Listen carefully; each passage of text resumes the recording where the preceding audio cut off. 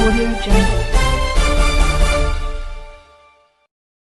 और व्यापारी गुलियानी जी से आज जो चर्चा हम करना चाहते पर वो चर्चा का मेन मकसद है कि पंजाब में जो राजनीतिक उथल पुथल मची हुई है, इस उथल पुथल को लेकर के आपका अपना क्या नज़रिया है।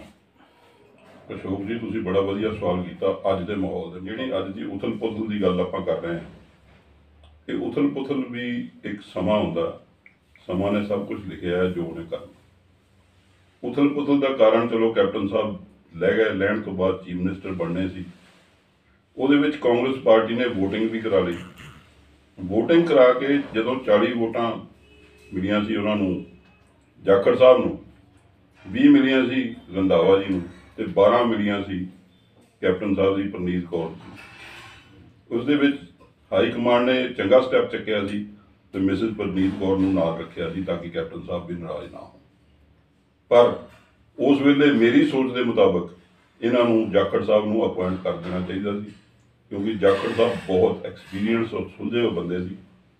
हो सकता फिर जो अज एपीसोड चल रहा कैप्टन वाला इत्थे भी नौबत ना पहुंचे। इस दे नाल जे आपां गल करिए चन्नी साहब की, चन्नी साहब बहुत पढ़े लिखे बंदे, वो जो कुछ अपने हिसाब नाल कर रहे हैं बड़ा सोच समझ के कर रहे हैं। सबसे बड़ी बात यह है, हमें बताइए कि अगर सिद्धू जी बीजेपी से क्यों अलग हुए, उसका क्या कारण है आपकी वजह से निकलने का। वो मैं नहीं, सारी दुनिया ही जानती है। सिद्धू की अगर क्वालिटी देखी जाए तो जब शायद 2004 में वो पॉलिटिक्स में आए थे जी, और पहली बार ही रघुनंदन लाल जी भाटिया कितने बड़े लीडर थे कांग्रेस के, बीजेपी ने बहुत चेहरा चुन के चुना था और उन्होंने 14 दिन की कंपेन में रघुनंदन लाल भाटिया जी को हराया। जो उनका पॉलिटिकल हम इतिहास देखें, हालात समय के साथ बदलते रहे। आखिर में जब सिद्धू साहब को बोला गया, राज्यसभा के मेंबर थे वे, आप हरियाणा से इलेक्शन लड़ लो, उन्होंने 1 सेकंड नहीं लगाया, पंजाब की खातर राज्यसभा भी। मतलब आपका कहना ये है कि बीजेपी उनको पंजाब से बाहर भेजना चाहती थी और पंजाब से बाहर न जाने की वजह से उन्होंने जो है बीजेपी को अलविदा कहा। बिल्कुल ठीक है, बिल्कुल 100% यही बात हुई, भी यही बात थी जब उन्होंने हरियाणा की सीट ऑफर की लड़ने के लिए। जी जी, हालात क्या थे वो मुझे कुछ नहीं जानना नहीं। जब उनको राज्यसभा के मेंबर थे, उनको कहा वे पंजाब आप छोड़ दो, पंजाब छोड़ने के लिए वो तैयार नहीं। उन्होंने कहा जी मैं राज्यसभा तो छोड़ सकता हूँ, पंजाब। ये बात चर्चा में नहीं आई थी, मतलब आम जनमानस में ये बात पूरी तरह से हाईलाइट नहीं हो पाई। लोगों ने सोचा कि हो सकता है कि पार्टी के साथ आंतरिक मतभेद के चलते उन्होंने जो है बीजेपी छोड़ी है, मगर बीजेपी उनको क्यों भेजना चाहती थी बाहर। जो तो उनको देखता होगा वे हरियाणा में कोई अच्छा कैंडिडेट चाहिए, ये तो उनकी सोच है ना, क्यों भेजना चाहती थी। मतलब ये नहीं जाना चाहते थे इसलिए जो है उन्होंने अलविदा कहा। और आज भी वही खड़े हैं, आज भी वो पंजाब की लड़ाई लड़ रहे हैं। आज भी अगर वो बात करता है नवजोत सिद्धू तो पंजाब की बात करता है, अपने घर की बात नहीं करता, अपनी बात नहीं करता। जो भी कोई बात करता है पंजाब के भले के लिए करता है। सीएम जैसे एक बहुत ही मतलब जिम्मेदारी वाला पद अगर इनको दिया जाएगा तो वो कैसे संभाल पाएंगे। ये एक राजनीतिक स्टंट है जी, क्योंकि अगर महकमा संभालने वाली बात करें जी, तो मैं तो ये चाहूँगा आप चंडीगढ़ जाके स्टोरी बनाइए इसकी। मेरे को नवजोत सिद्धू को मैंने फर्स्ट टाइम मिला था एज ए सिंपल पर्सन। जी, वो उस समय मंत्री था लोकल सेल्फ गवर्नमेंट का। जी, मेरी पहली मुलाकात वहाँ हुई थी।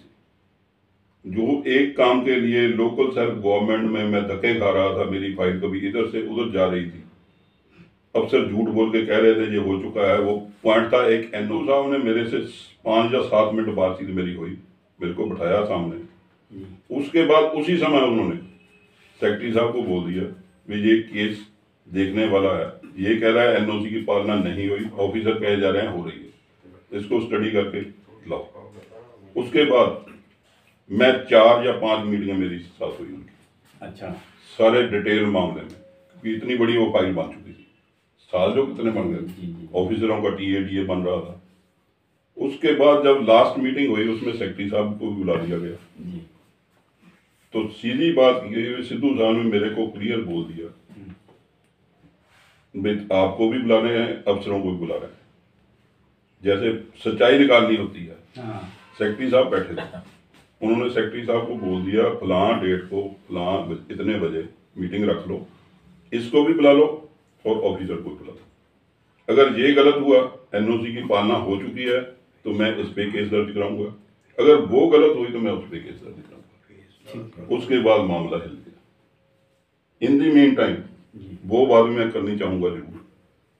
जब मैं दफ्तर आता जाता था तो इन्होंने 5-7 ऐसे पंजाब में केस पकड़े हुए थे जो बहुत ही ऊपरी रेंज के थे जी। देखो, यहाँ होता है जख्मों पर नमक तो छिड़का जाता है, जख्मों पर मरहम कोई नहीं लगाता। मैं आज भी सोचता हूँ अगर सिद्धू के वो 6-7 केस सरकार चन्नी साहब खुलवाने, सिद्धू साहब आधे ठंडे हो जाएंगे। उसकी वजह से कैप्टन साहब ने इसका सारा काम अपने हाथ में ले लिया। अच्छा, मतलब इसको आज़ादी नहीं मिली काम करने की, वो फ्री हैंड काम करना चाहता था, सुधार करना। यानी कि आपका कहना ये है कि कैप्टन साहब जो इन पे आरोप लगा रहे हैं कि ये काम नहीं कर सकते थे, संभाल नहीं पाते, वो बेबुनियाद है। बेबुनियाद 100%। यानी कि इनको काम करने का मौका नहीं दिया गया। इसके लिए मैं खुद मानता हूँ, मेरे सामने सब कुछ हो रहा था।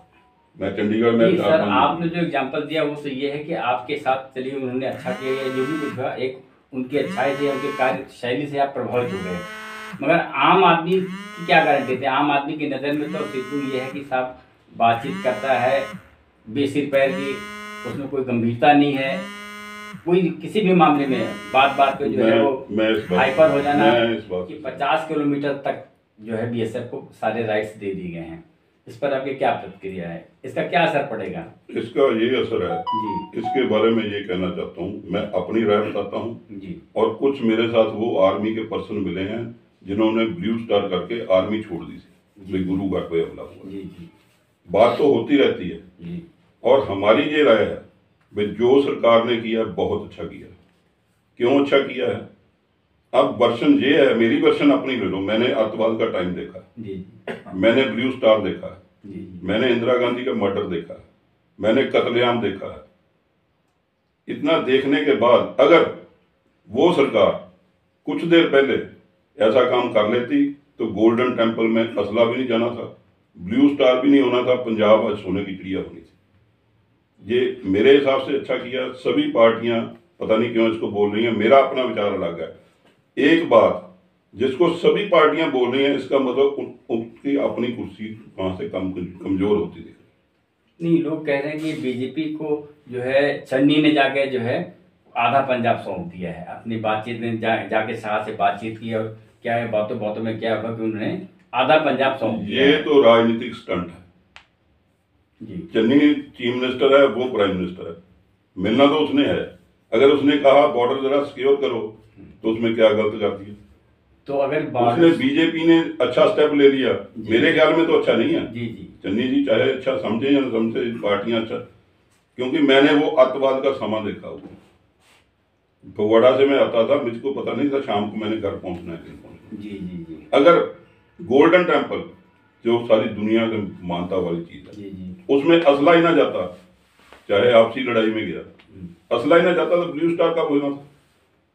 ब्लू स्टार नहीं होना था, कुछ भी नहीं होना। सवाल सबसे बड़ी बात है कि बीएसएफ अगर बॉर्डर पे तो अब उस पार से इस पार असला कैसे आया है? उसकी बात तो उससे क्या उसकी बात है जी। अब कैप्टन साहब की स्टेटमेंट थी, कैप्टन साहब ने बोला था कि ड्रोन आ रहे हैं, कुछ पकड़े जा रहे हैं, कुछ मेरे को पता है कहाँ कहाँ गए जी जी जी। मेरा ख्याल लिविंग इंडिया में उनकी एक बाइट थी जी जी। जब पता है कहाँ गए हैं तो पकड़ोगा कौन? सरकार पंजाब में आपकी है। लास्ट क्वेश्चन ये है कि पंजाब में हिंदुओं की बहुसंख्या जो है 38.38% है, मगर जब भी चुनाव होता है तो कोई भी पार्टी इनकी जनसंख्या के आधार पर हिंदुओं को प्रतिनिधित्व यानी टिकट नहीं देती है। इस पर आपका क्या कहना है? इसमें मेरा पर्सनली जो विचार है, इंसान दुनिया में सबसे ज्यादा जालिम बात, जिसने धरती एक है उसको बांटा, धरती को बांटते बांटते एयर स्पेस बांट लिया, पानी समुद्र बांट लिए, इंसान उसके आगे धर्मों और जातियों में बांट दिया। मेरे को एक इंसान कोई दुनिया में दिखा दे किसी का रंग, खून का रंग लाल नहीं, किसी का जन्म और मरण भगवान के अलावा किसी और के हाथ में, चीज़ वही है, ये हमारा अपना खुद बनाया हुआ चीज़। जब मैं पैदा हुआ मेरे को नहीं पता था मैं कहाँ पैदा हुआ, मेरे को नहीं पता था मैं हिंदू हूँ मैं सिख हूँ। लेकिन जब जैसे जैसे बड़ा हुआ समाज की तरफ से मेरे को शिक्षा मिलती रही कि तू हिंदू है, तूने मंदिर जाना है, तूने ये करना है। आज जब हिंदू हूँ मैं तो यहाँ पंजाब में 38.5% आबादी है हिंदू में। जी जी। और मैं सारिया पार्टियों को रिक्वेस्ट करूंगा और हिंदुओं को भी रिक्वेस्ट करूंगा कि अपना हक मांगने के लिए जागो, और सब पार्टियों को कहूंगा कि सब पंजाब में जितनी इस समय इलेक्शन में टिकटें मिले 38.5% चलिए एक और चलते चलते क्वेश्चन है, वो ये है कि आतंकवाद का दौर जो है 15 साल तक पंजाब में रहा, और इस दौरान जो है 38,000 लोग, चाहे वो हिंदू हो चाहे सिख हो, परिवार जो है ना, चलिए तो ये लोग जो है प्रभावित हुए हैं। मगर आज तक का, यानी इस घटना को हुए तकरीबन 30 साल गुजर चुके हैं, 30-35 साल का लगभग एक अरसा हो गया, मगर अभी तक का आतंकवाद प्रभावित परिवारों के लिए किसी भी पार्टी ने कोई आवाज़ नहीं उठाई, किसी तरह का कोई कंपनसेशन नहीं दिया है। जो अपनी प्रॉपर्टी छोड़ के भाग गए थे या आगे आए हैं, या जो मारे गए परिवार, जिनके परिवार अनाथ भी हो गए बहुत कुछ, इस पर कोई क्यों नहीं बोलता है? इन्हां सारिया गल्लां जेकर नवजोत सिंह सिद्धू नूं एक टाइम मिलता वो ये सारिया गल्लां दा हल करूगा, क्योंकि उन्होंने आप स्कैम उन्हें करना नहीं, किसी ने उन्हें करन नहीं देना। मोटी जी गल है, भावें वो रुखा बोलदा, लेकिन बोलदा रुखा उत्थे ही जदों पता लग जाए। मेरी फिर सारिया बेनती है भी हर पंजाबी नूं जागना चाहिए, वोट जरूर पाओ, सोच समझ के पाओ, हर हालत में पाओ, पैसे लैके वोट ना।